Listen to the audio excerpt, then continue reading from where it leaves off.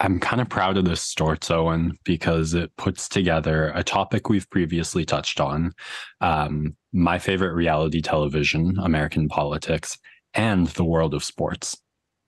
So before we dive into how much do you know about Senator Rand Paul? Is Nothing. the Okay, yeah. So he is a Republican senator, I believe, for the state of Kentucky. He is like kind of notable for being such a like hardcore libertarian isolationist. Like there's not many people in US politics who like just all of their politics you can derive around like two principles and they stick like religiously, no pun intended, to those principles. Like so libertarian, like businesses do whatever they want, no government intervention, like government exists to like collect taxes for roads, and like other than that should just stay out of everyone's way as much as possible, and like anti-war, which is very interesting in the Republican Party as that holds a lot more credibility now than it did say 15 years ago. So this senator was sitting on a hearing that is looking to investigate the merger between the PGA and Live Golf Tour. This is where previous Storts Hmm. bit comes in. This is standard in U.S. politics. This is like the context of where you see like Zuckerberg explaining how the internet works to 80-year-olds go viral, or like some big tech person once every year or 2 years. So the bit that went viral from this that I'm about to show you has nothing to do with like the PGA Saudi merger, but just to give you an idea of like how hardcore libertarian this guy is. Oh, I'm gonna like paraphrase a little, but he basically said the Saudis are currently like conducting a war that has caused thousands of civilian casualties in Yemen. They are a like theocratic, autocratic government that is anti-democratic, but there's no reason we should get involved to stop this business deal with them. Because like his belief in the PGA's tour to do whatever the hell they want is like a fundamental first principle for this guy. Hmm. So after finishing like this little mini rant on antitrust and like how it's not the government's place to get involved in this antitrust, he kind of pivoted and went, in fact, antitrust is going backwards in this country. And I'm going to screen share with you here and show you the rant. You didn't see this, eh? I don't believe so, no. Okay, because it did go like a little viral. All right, so here's Rand Paul on this. The court ruled unanimously that the NCAA can't invoke their rules. And so they've completely screwed up college athletes. We used to be proud. Many of us love watching amateur athletes that weren't paid. Now everybody that plays basketball in college is going to be driving a Bentley or a Rolls. I mean, we're going to be seeing rap stars instead of basketball stars. I mean, this is crazy.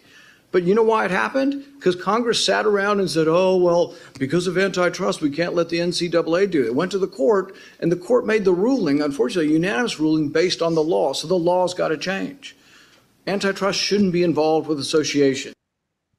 The court So ruled there's unanimously. a lot of things here. One of them most commented on was probably that he got very specific about a certain demographic very quickly there. Hmm. Hmm.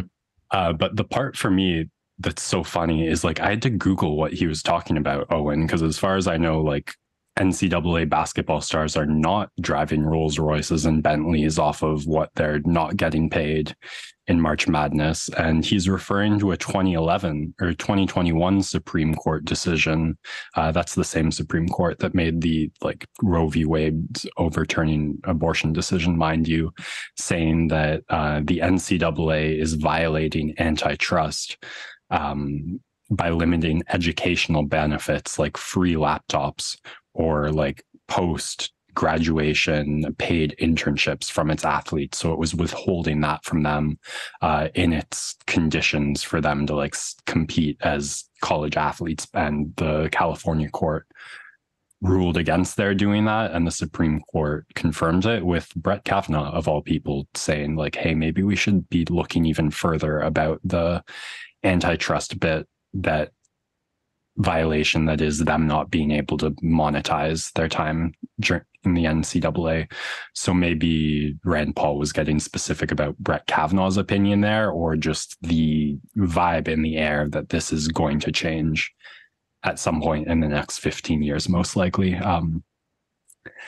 But yeah, between like the hardcore libertarianism, yet still the desire that like it's totally right for this yearly $1 billion revenue generating industry to enact these contracts on these student athletes to make sure they cannot make any money off of their image during any time, despite this industry generating literally over $1 billion a year, to the like weird racial tones, to just the like Saudi merger position.